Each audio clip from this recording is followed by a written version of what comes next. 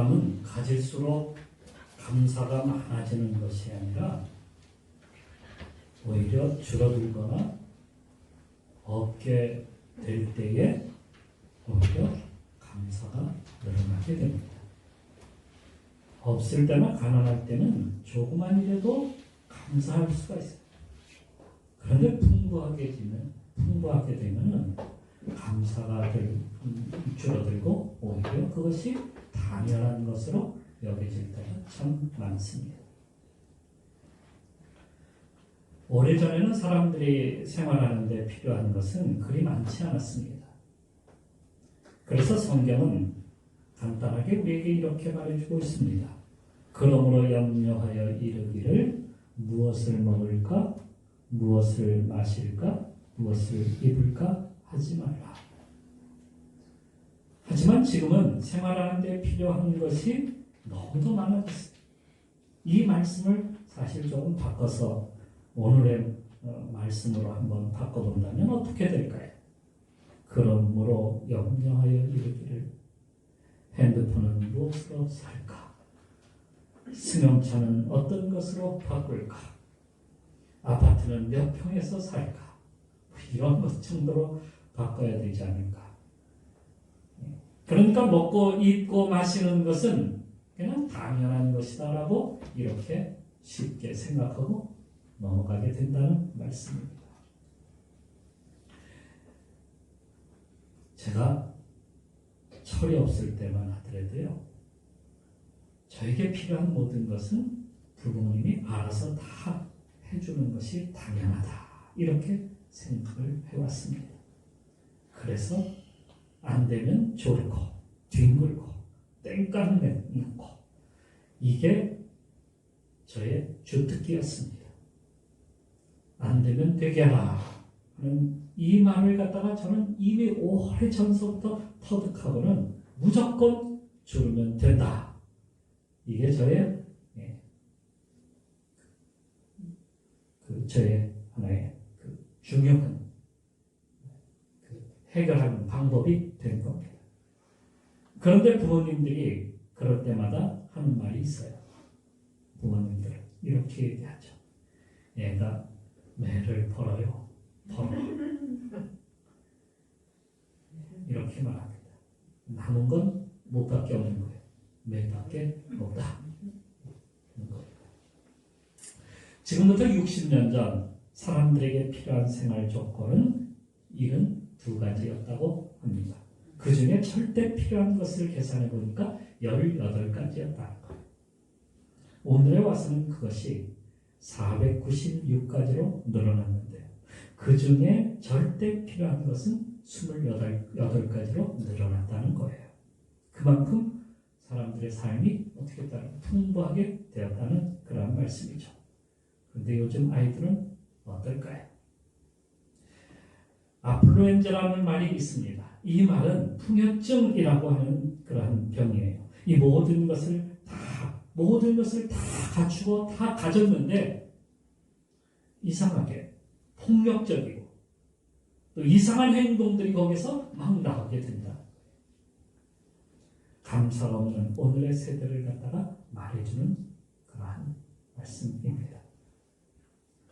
이스라엘 백성들이 광야로 나왔을 때에는 아무것도 없었습니다. 그때 하나님께서는 그들에게 하늘에서 만나를 내려서 먹게 해주셨고 또 물을 내어서 그들에게 주셔서 마시게 하셨습니다. 또 메추라기를 날아오게 해서 고기도 주셔서 먹게 하셨어요. 처음에는 얼마나 그것이 감사했겠습니까? 아무것도 없는 데서 막 날아오니까 정말 감사하잖아요. 하지만 40년 동안 하나님께서 그들에게 그것을 매일같이 먹게 해주셨다. 그러니까 그들은 그것을 어떻게 여겼을까요?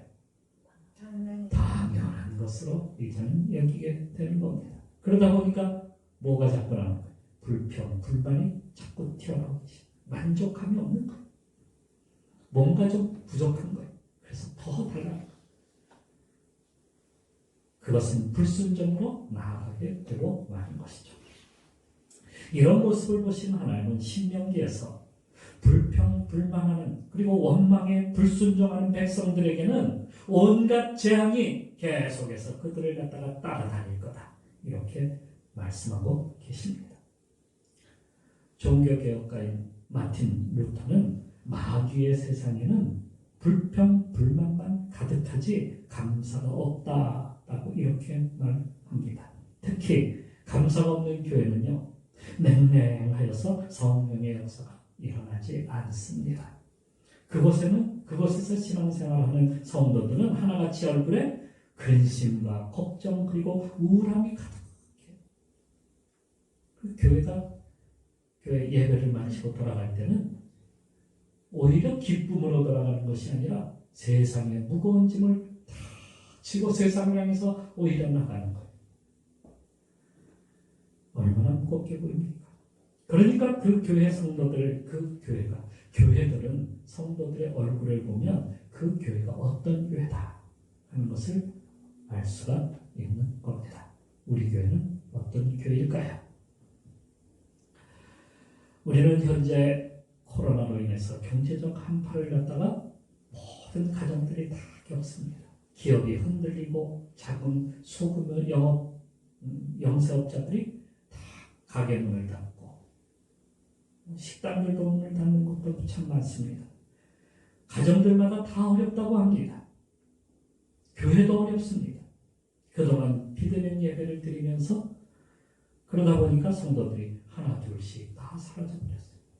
하지만 이때가 오히려 우리에게는 어떤 기회일까요? 감사의 기회입니다. 감사의 기회. 감사할 기회가 찾아온 겁니다. 조그만 일에도 감사할 수 있기 때문입니다. 우리가 넘쳐날 때는 몰랐지만 이제는 없어지니까, 비니까 조금만 채워져도 감사하고 조그만 일에도 우리가 기뻐하고 할 수가 있는 일이 아니겠습니까? 이렇게 힘든 세상에 사는 우리가 그러면 도대체 뭘 감사해야 된단 말입니까? 먼저는 하나님이 주신 은혜를 감사해야 합니다. 찬송가 305장에 보게 되면 나 같은 죄인 살리신, 나 같은 죄인 살리신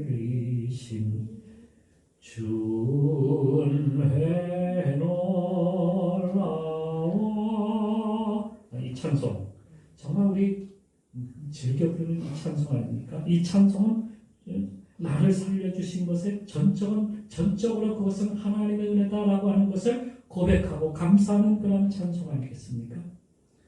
어디에서 말입니까? 어디에서? 우리의 죄의 노예로 사는 상태에서 우리를 구원하신 것이다.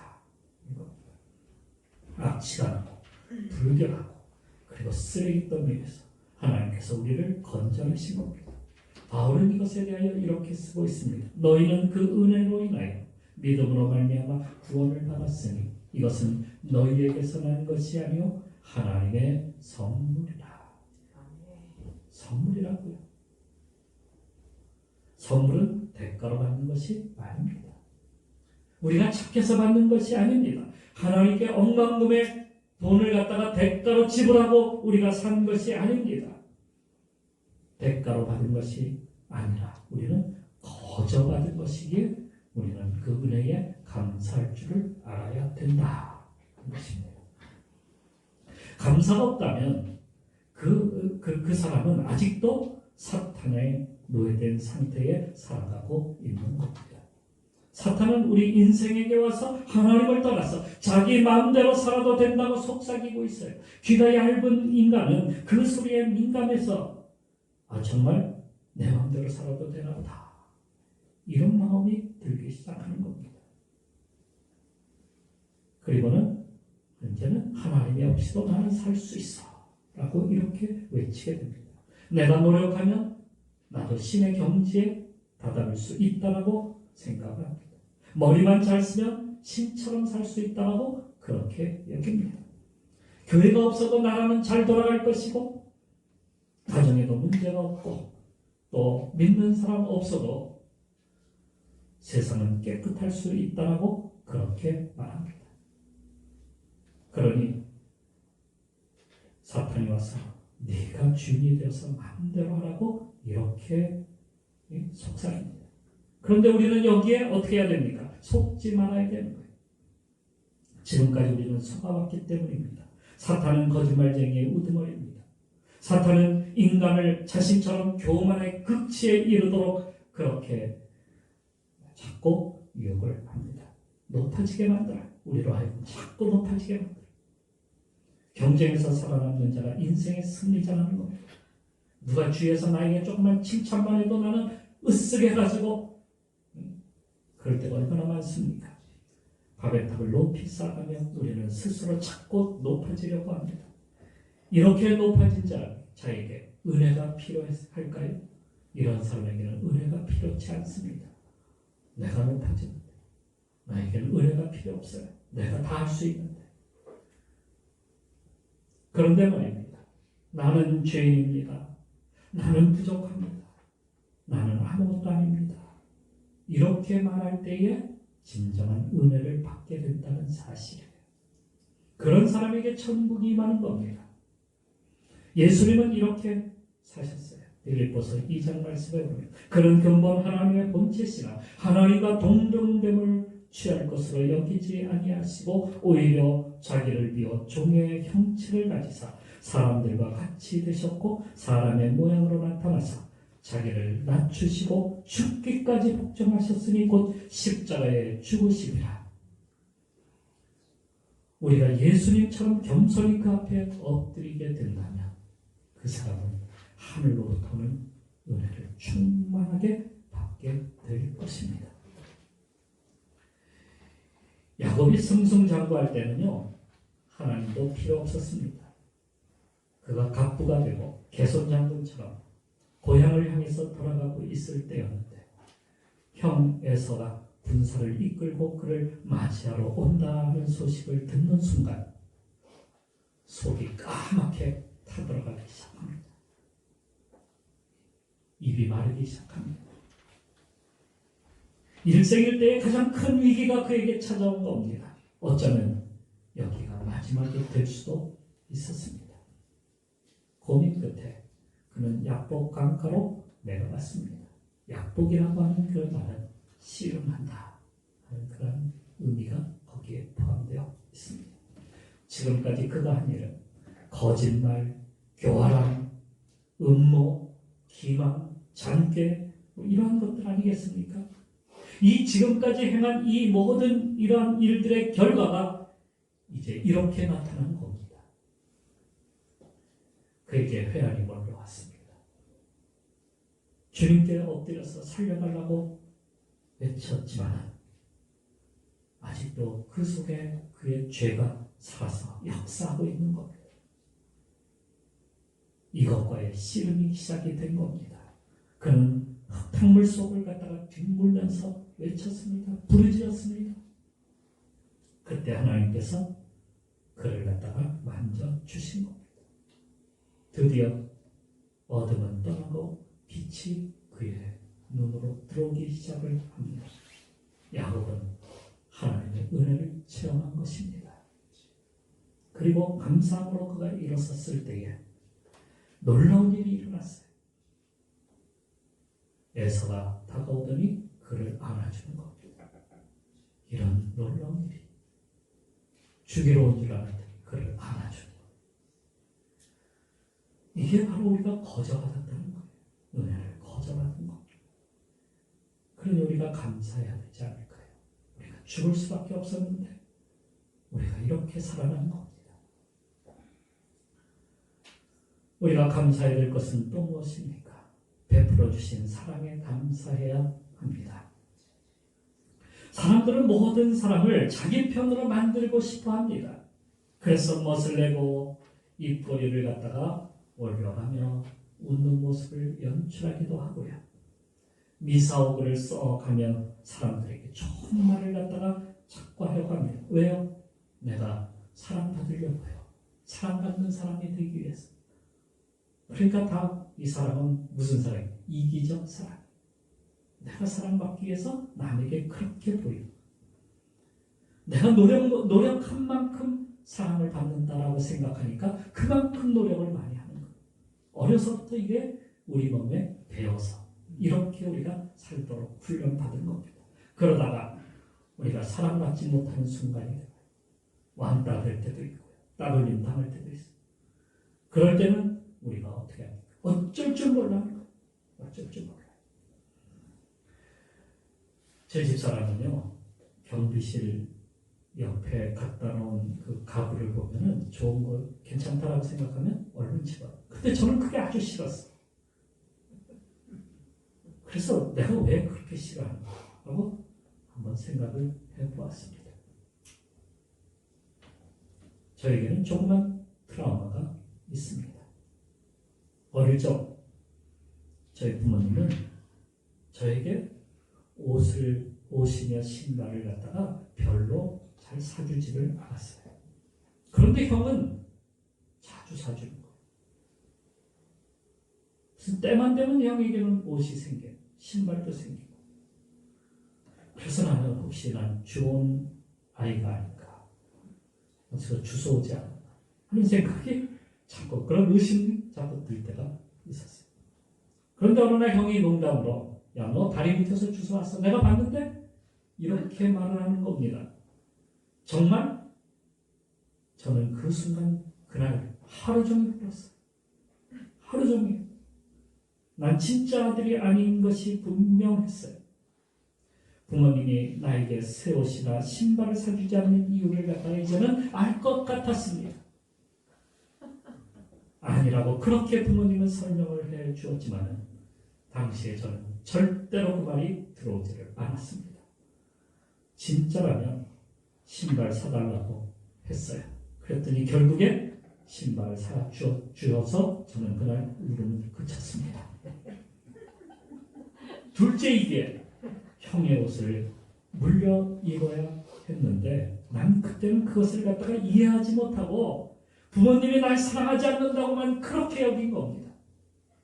나 스스로가 고아가 되어버린 거예요. 이처럼 인간은요, 하나님으로부터 떠나서 스스로 고아가 되고 말았어요. 하지만 우리를 향한 하나님의 사랑은 일방적이십니다. 그분의 사랑은 그분의 선택에서 시작이 돼요. 우리 선택이 아니라 하나님의 선택에서 시작이 됩니다. 신명기 7장 7절과 8절 말씀에 여호와께서 너희를 기뻐하시고 너희를 택하시는 너희가 다른 민족보다 수요가 많기 때문이 아니라 너희는 오히려 모든 민족 중에 가장 적으니라. 여호와께서 다만 너희를 사랑하심으로 말미암아 너희를 택하였다.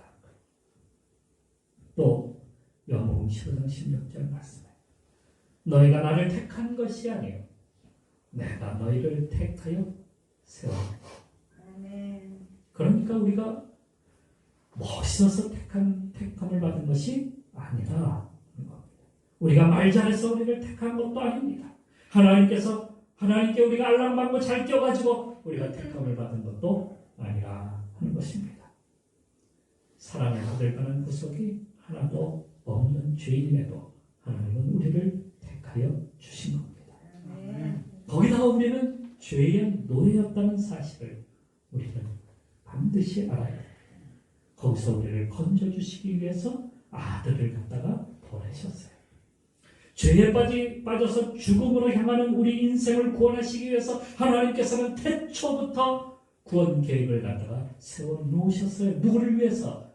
우리를 위해서, 나를 위해서 그렇게 세우신 겁니다. 요한복음 3장 16절 말씀, 하나님이 세상을 이처럼 사랑하사 독생자를 주셨으니 이는 저를 믿는 자마다 멸망치 않고 영생을 얻게 하려 하시며, 주님은 십자가에서 모든 것을 다 내어주셨습니다. 그것이 우리를 향한 사랑입니다. 그 사랑, 모든 것을 다 내어주시는 사랑이에요. 우리는 이기적으로 내가 사랑받기 위해서 애를 쓰지만, 그러나 주님은 그러시지 않으셨어요. 자신을 내어주시면서 우리에게 다 주셨습니다. 이보다 더 큰 사랑이 어디 있겠습니까? 주님은 사랑의 관을 우리에게 그렇게 씌워주시면서 내가 너를 사랑한다. 너는 내가 내 안에 거하라. 내가 너를 지켜줄 거야. 내가 너를 사랑한다고 그렇게 말씀을 하시는 겁니다. 이 사랑을 우리는 감격하며 감사하여 하지 않을까요? 그 사랑에 감사하는 성도가 됩시다. 그리고 우리가 감사해야 될 것은 또 무엇입니까? 우리와 날마다 함께 하심을 우리는 감사해야 된다는 겁니다.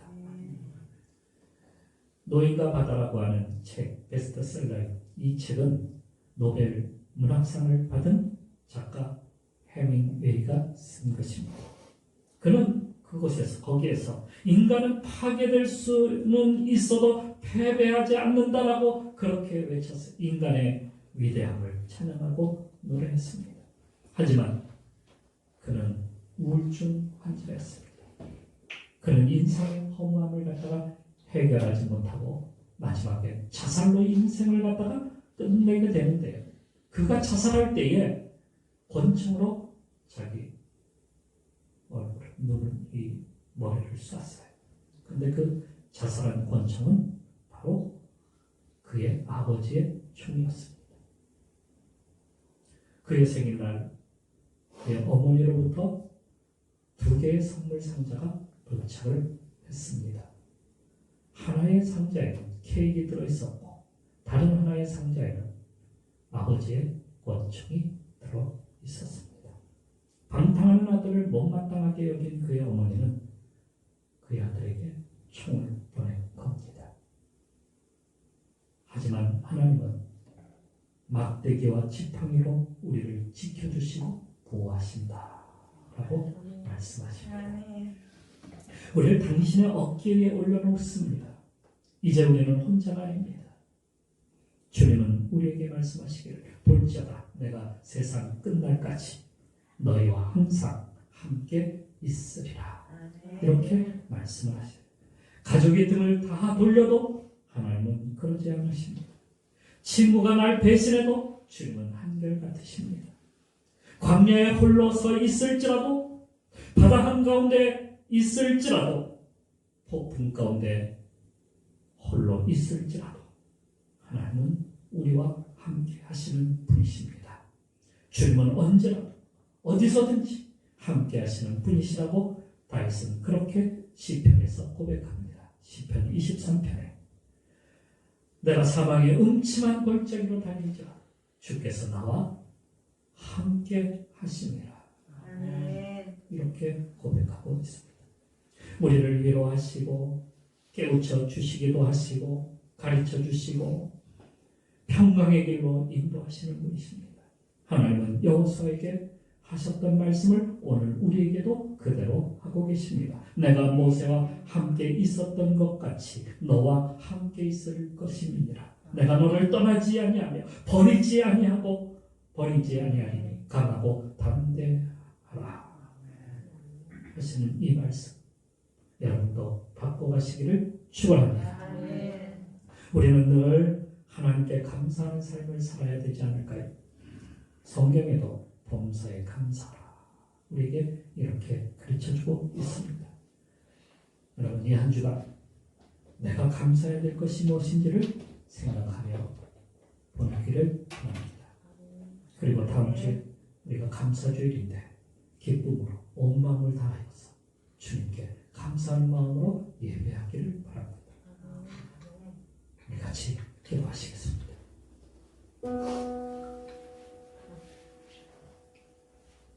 바카스를 만든 동아지역의 강신호 회장이 있습니다. 그는 평생에 가장 감사한 일이 하나 있다고 합니다. 지금부터 70년 전 중학교 1학년 때 일인데 당시엔 먹을 것이 아주 귀할 때였습니다. 한 번은 그의 어머니가 하루에 6끼의 상을 갖다가 차려주셨다는 거예요. 웬 밥인가 싶어서 신나게 아주 맛있게 먹었습니다. 그리고 며칠 후에 그의 어머니는 병으로 세상을 떠나고 말았습니다.